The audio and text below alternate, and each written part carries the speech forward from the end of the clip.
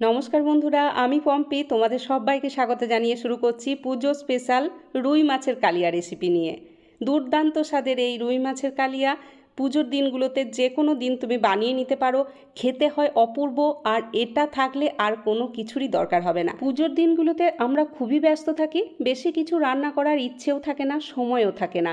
তাড়াতাড়ি সংসারের কাজ সেরে নিয়ে ঠাকুর দেখতে যাওয়া আছে, তাই তোমাদের কাছে এমন একটা রেসিপি নিয়ে আমি হাজির হয়েছি যেটা এক রেসিপিতেই এক থালা ভাত খেয়ে নেওয়া যাবে। এটা থাকলে ডাল লাগবে না, সবজি লাগবে না। প্রথমে দেখো 3 পিস মাছের লবণ হলুদ মাখিয়ে কিছুক্ষণ রেখে দিয়েছি। ততক্ষণে কেটে নিয়েছি পেঁয়াজ, টমেটো, আদা, রসুন কিন্তু এখানে ব্যবহার হবে না।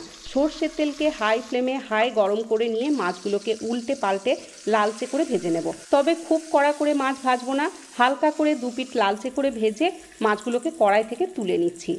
এটা আমি রুই মাছ দিয়ে বানিয়েছি, তোমরা চাইলে কাতলা দিয়েও করতে পারো। আর এই রেসিপিটা সাদা ভাত ছাড়াও পোলাও, ফ্রায়েড রাইসের সাথেও পরিবেশন করে নিতে পারো। ওই তেলেই আমি ভেজে নিচ্ছি পেঁয়াজ এবং আদা। টমেটোটা আমি একটু পরে দেব।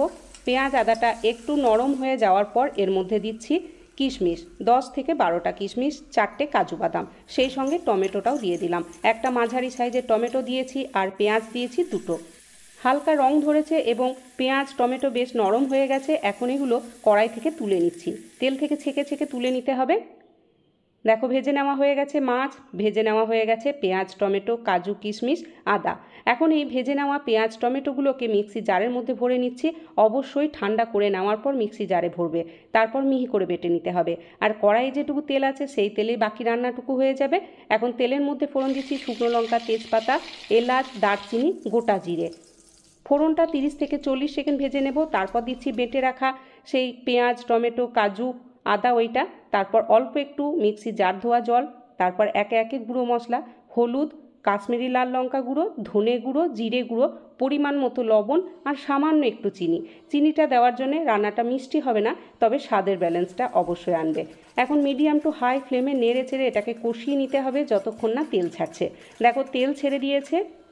এখন এর মধ্যে দিচ্ছি গরম জল। অবশ্যই গরম জল দেবে, তাহলে রান্নার স্বাদ বহু গুণে বেড়ে যাবে। হাই ফ্লেমে এটাকে ফুটিয়ে নেব। জলটা তোমাদের পরিমাণ মতো, প্রয়োজন মতো দেবে। যেরকম গ্রেভিটা ঘন রাখবে সেরকম পরিমাণে জলটা দেবে। আর তেজপাতা, শুকনো লঙ্কাটা আমি তুলে নিলাম, এটার আর প্রয়োজন নেই। আরও কিছুটা জল দিয়ে দিলাম। হাই ফ্লেমে ফুটিয়ে নেওয়ার পর ফ্লেমটা মিডিয়াম করলাম। এখন দিচ্ছি ভেজে রাখা মাছ। মাছগুলো দেওয়ার পর আরও বেশ কিছুক্ষণ ফুটিয়ে নিতে হবে। মাছ ভাজা তেলটাও দিয়ে দিলাম। 2 থেকে 3 মিনিট ফুটিয়ে নেওয়ার পর মাছের পিসগুলোকে উল্টে দিতে হবে। দেখো কালারটা কত সুন্দর এসেছে। পিসগুলোকে হালকা হাতে উল্টাবে যাতে ভেঙে না যায়। সবশেষে 1 চিমটি গরম মশলার গুঁড়োটা অবশ্যই দেবে, তাহলেই তৈরি হয়ে যাবে পুজো স্পেশাল রুই মাছের কালিয়া। রেসিপি ভালো লাগলে প্লিজ একটা লাইক করে দিও।